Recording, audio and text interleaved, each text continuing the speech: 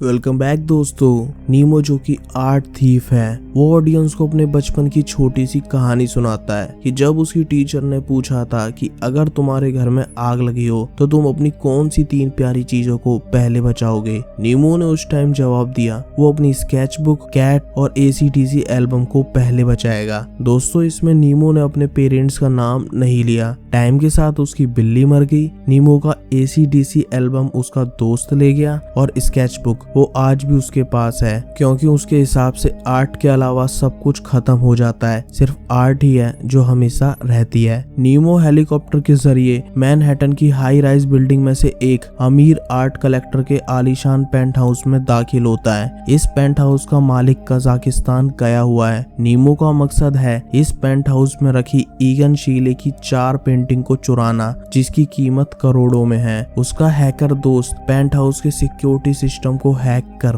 उसका गेट बाहर से खोलता है। पेंट हाउस में आने के बाद नीमो सबसे पहले एक कोड के जरिए सिक्योरिटी सिस्टम को डिसेबल करता है। अब सिर्फ उसके पास 7 मिनट है उन पेंटिंग को चुराने के लिए। उसे ईगन की 3 पेंटिंग तो आसानी से मिल जाती हैं, लेकिन ईगन का सेल्फ पोर्ट्रेट नहीं मिलता, जो कि सबसे कीमती पेंटिंग है। वो मास्टर बेडरूम में, कॉन्फ्रेंस रूम में, हर जगह सेल्फ पोर्ट्रेट की तलाश करता है, लेकिन नीमो को वो पेंटिंग नहीं मिलती। अब उसके 7 मिनट भी खत्म होने वाले हैं, इसलिए वो जो हाथ लगा है उसके साथ ही पेंट हाउस से बाहर निकलने की सोचता है। नीमो सिक्योरिटी सिस्टम को रीसेट करने के लिए एक कोड एंटर करता है, जो कि उसके हैकर दोस्त ने बताया है, लेकिन जैसे ही वो कोड डालकर एंटर बटन प्रेस करता है, सिक्योरिटी सिस्टम मेल फंक्शन कर जाता है और पेंट हाउस में काफी तेज अलार्म बजने शुरू होते हैं। लाइट्स ऑन हो जाती हैं और पेंट हाउस से बाहर निकलने के सारे दरवाजे बंद हो जाते हैं। नीमो गुस्से में आकर सारे स्पीकर के वायर काट देता है और लाइट्स फोड़ देता है। अब जाकर उसे कुछ शांति मिलती है।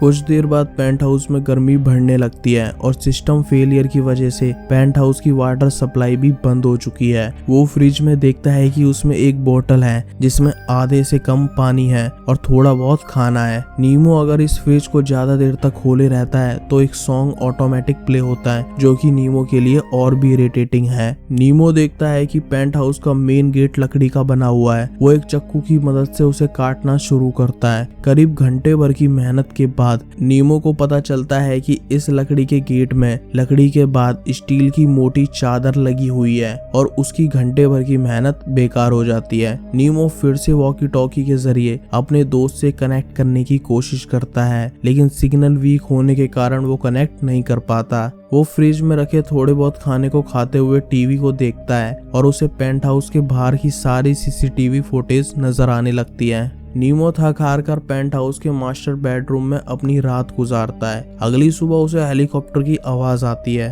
वो उम्मीद करता है कि शायद उसके दोस्त उसे बचाने आए हैं, लेकिन ऐसा नहीं होता। धीरे धीरे पेंट हाउस में गर्मी और बढ़ना शुरू होती है। कुछ देर बाद उसकी नजर सीलिंग की तरफ पड़ती है, जहाँ से बाहर की डे लाइट आ रही है। वो पेंट हाउस का सारा बड़ा फर्नीचर सीलिंग के नीचे इकट्ठा करने लगता है। इतनी मेहनत करने के बाद उसे बहुत प्यास लगती है, लेकिन पूरे घर में कहीं भी एक बूंद पानी नहीं आ रहा जिसे पिया जा सकता हो। नीमो फ्रिज से निकले बर्फ के टुकड़ों को खाकर अपनी प्यास को बुझाता है। इसके बाद चेयर की रस्सी के जरिए वो सारे फर्नीचर को एक के ऊपर एक रखकर बांध देता है, लेकिन जितनी हाइट उसे सीलिंग तक पहुंचने के लिए चाहिए उतनी हाइट उसे मिल नहीं पाती। दोस्तों, हर बीते घंटे के बाद कमरे का टेम्परेचर बढ़ता जा रहा है। नीमो को खाने के लिए तो कुछ मिल भी रहा है, लेकिन पानी की वो एक बूंद के लिए भी तरस रहा है। वो फ्रिज में जाकर बची कुची बर्फ को भी खाने लगता है। दोस्तों, नीमो की हिम्मत धीरे धीरे खत्म होती जा रही है। अगले दिन उसे एक सेफ रूम टाइप कुछ मिलता है। नीमो उसे खोलकर अंदर जाता है, जहाँ उसे जानवरों का खाना और फ्रोजन मीट मिलता है। तभी पेंट हाउस के गार्डन में स्प्रिंकल के जरिए पानी आना शुरू होता है। नीमो जी भरकर वो पानी पीता है और पानी पीने के बाद उसे थोड़ी राहत की सांस मिलती है। थोड़ी देर आराम करने के बाद वो फिर से फर्नीचर को सेट करता है ताकि वो सीलिंग तक आराम से पहुंच सके।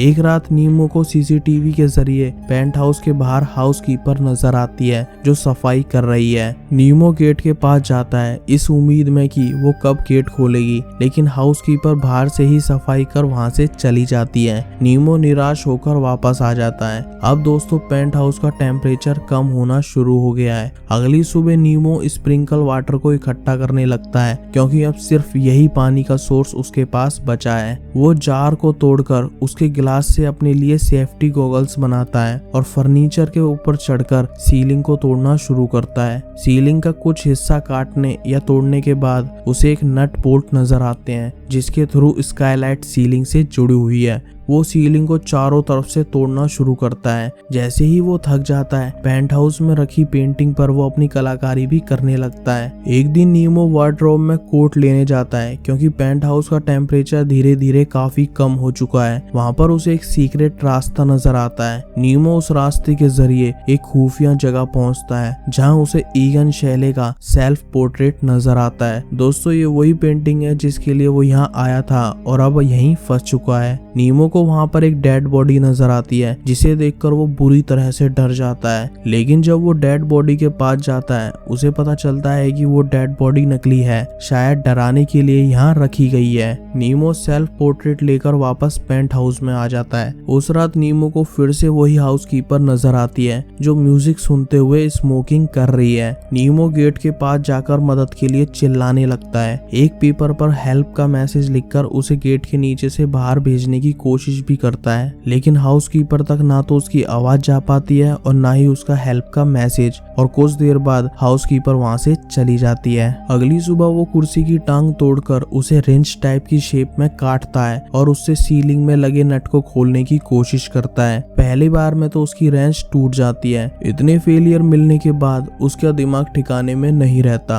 और वो पेंट हाउस की दीवारों पर अजीब से स्केच बनाने शुरू कर देता है। अगले दिन नीमो फिर एक रेंच बनाता है और इस बार एक नट खोलने में उसे कामयाबी मिल जाती है। हर नट को खोलने के लिए उसे हर बार एक नई रिंच बनानी होती है और इस तरह से वो रिंच बनाते हुए 4 नट खोलने में कामयाब हो जाता है। अब दोस्तों, फिर से पेंट हाउस का टेम्परेचर बढ़ने लगता है। नीमो को एक्वेरियम से मछली पकड़कर खाना पड़ता है। वो पेंट हाउस में लगी पेंटिंग को फाड़ना शुरू करता है और पूरे घर को तहस नहस करके रख देता है। रोज की तरह वो सीलिंग का 10वां नट खोल ही रहा होता है, तभी उसका बैलेंस बिगड़ता है और नेमो नीचे गिर जाता है जिससे उसके पैर टूट जाते हैं। रात को नीमो अपने पैर पर जुगाड़ वाला प्लास्टर लगाकर सो जाता है। अगली सुबह नीमो को फायर सेंसर नजर आता है और उसे एक्टिवेट करने के लिए नीमो उसके आसपास आग लगा देता है जिससे फायर सेंसर एक्टिवेट हो जाता है और पूरे पेंट हाउस में पानी बरसने लगता है। इसके बाद वो मेन गेट पर जाकर चिल्लाता है। उसे लग रहा है कि फायर सेंसर एक्टिवेशन होने से स्टाफ के लोग पेंट हाउस को चेक करने के लिए आएंगे,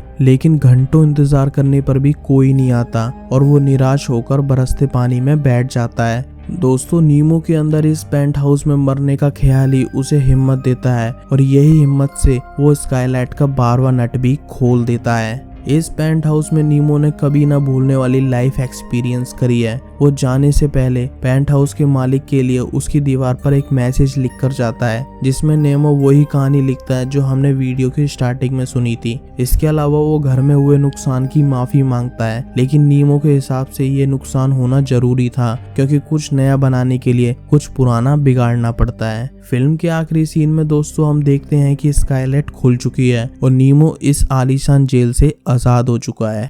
सो दोस्तों, उम्मीद करता हूँ आपको ये इनसाइड मूवी का एक्सप्लेनेशन अच्छा लगा हो। बाकी ऐसे ही अमेजिंग मूवी के लिए आप इन प्लेलिस्ट को चेकआउट कर सकते हैं। मैं मिलूंगा जल्दी एक और नई कहानी के साथ। जब तक के लिए बाय बाय।